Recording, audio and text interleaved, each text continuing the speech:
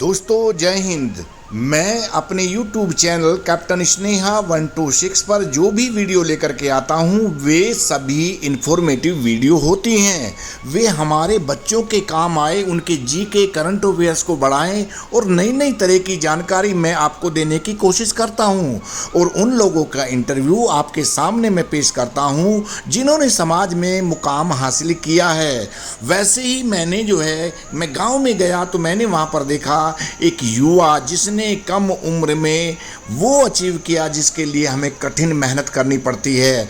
तो मैं एक ऐसी वीडियो बना करके आपके सामने पेश कर रहा हूं, उस युवा के विचारों को आपको सुनवाऊंगा जिसने बहुत कम उम्र में मुकाम हासिल किया और आज विदेश में तैनात हैं। आइए मिलते हैं इस युवा से। मानसू जी, मैं आज आपके गांव टांडा में आया हुआ हूं, तो मैंने सोचा क्यों ना मैं आपसे बात करूं।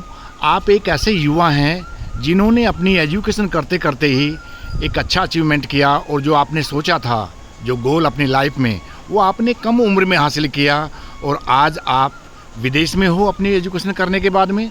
तो मैं चाहूँगा कि आप अपने बारे में थोड़ा अपना परिचय दें, फिर एजुकेशन के बारे में बताएं और बीच में हम क्वेश्चन वगैरह आपसे पूछते रहेंगे।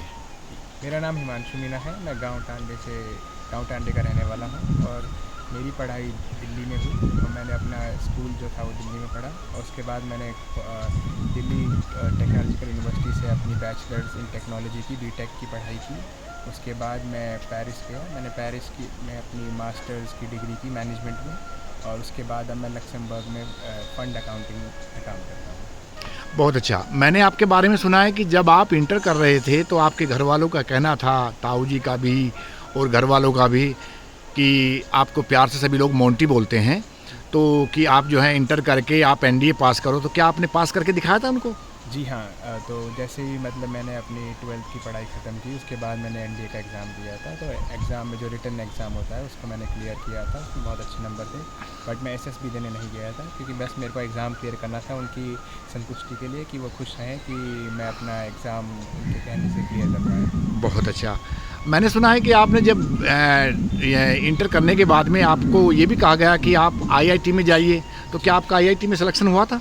जी हुआ था। तो मैंने अपनी 10th क्लास की पढ़ाई के बाद अपनी कोचिंग शुरू की थी, आईआईटी की तैयारी की। तो मैंने 2 साल अपनी 11th की पढ़ाई करते समय कोचिंग साथ साथ की थी और कोचिंग की वजह से मैंने अपना जेई मेंस और जेई एडवांस दोनों के पेपर किए थे और मेरे को आईआईटी भुवनेश्वर और गुवाहाटी में सिलेक्शन हुआ था। बट मैंने अपना सिलेक्शन होने के बावजूद भी अपना दिल्ली में जहाँ मेरा घर है उसकी वजह से मैंने अपना कॉलेज दिल्ली में ही रखा, दिल्ली टेक्नोलॉजिकल यूनिवर्सिटी, जहाँ से मैंने अपनी पढ़ाई की। अच्छा, मैंने सुना है कि जब डीटीयू से आपने बीटेक कर लिया तो आपने कहा कि आप एमबीए करेंगे, तो आपके परिवारजनों ने बोला कि आप यहीं से बात कीजिए, पूना से, इन्फोसिस से आपका जो है बीटेक वो करेंगे एमबीए, तो आपका बहुत अच्छा होगा।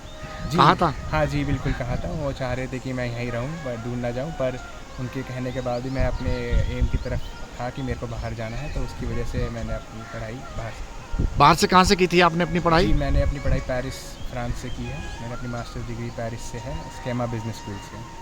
तो अच्छा। मैंने अपनी डबल डिग्री की है वहाँ से, मास्टर्स इन मैनेजमेंट और एमएससी इन कॉर्पोरेट फाइनेंस। तो फिर वहीं पर आपका जो क्या करते समय उसका, जैसे कि आप वो कर रहे थे अपना जी, तो पढ़ाई के दौरान ही आपकी लगी नौकरी? पढ़ाई ख़त्म होने से पहले हमें इंटर्नशिप करनी होती है, पढ़ाई ख़त्म करने के लिए, कोर्स को वैलिडेट करने के लिए। तो उसके लिए हमें अपनी इंटर्नशिप मैंने लक्समबर्ग में की। लक्समबर्ग एक छोटा सा देश है फ्रांस के नज़दीक में, जहाँ पे इंग्लिश बोली जाती है। तो उस कंट्री में मैंने अपनी इंटर्नशिप की और फिर मैंने वहीं इंटर्नशिप को अपनी फुल टाइम जॉब में कन्वर्ट करके मैं वहीं पे काम कर रहा हूँ। देखिए, आप आज गांव में आए हो, सभी बच्चे बड़े उत्साहित हैं।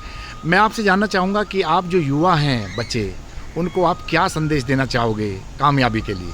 जी, मेरा संदेश उनके लिए यही रहेगा कि अपने एम की तरफ हमेशा मेहनत करते रहें और मेहनत से कभी परे ना हटें। मेहनत ही है जो आपको आगे लेके जाएगी और जो आपका एम है उसमें दिन ब दिन उसकी तरफ बढ़ते रहें। हर दिन कुछ ना कुछ उसकी तरफ करें और अपने एम से ना भटके। अगर आप मेहनत करेंगे तो आपको जो आपको चाहिए वो आपके हाथों में होगा। और कुछ युवाओं को बताना चाहेंगे आप?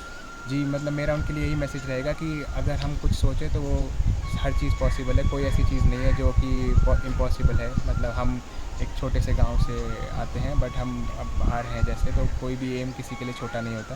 तो अगर आप जो सोचें आपके मन में जो है वो चीज़ आप अचीव कर सकते हैं लाइफ में। तो अपने आप को कभी ऐसा ना समझें कि आप कोई चीज़ अचीव नहीं कर सकते। अगर आप मेहनत करेंगे तो आप हर चीज़ अचीव कर सकते हैं लाइफ में। थैंक यू, बहुत अच्छा, धन्यवाद। Thank you.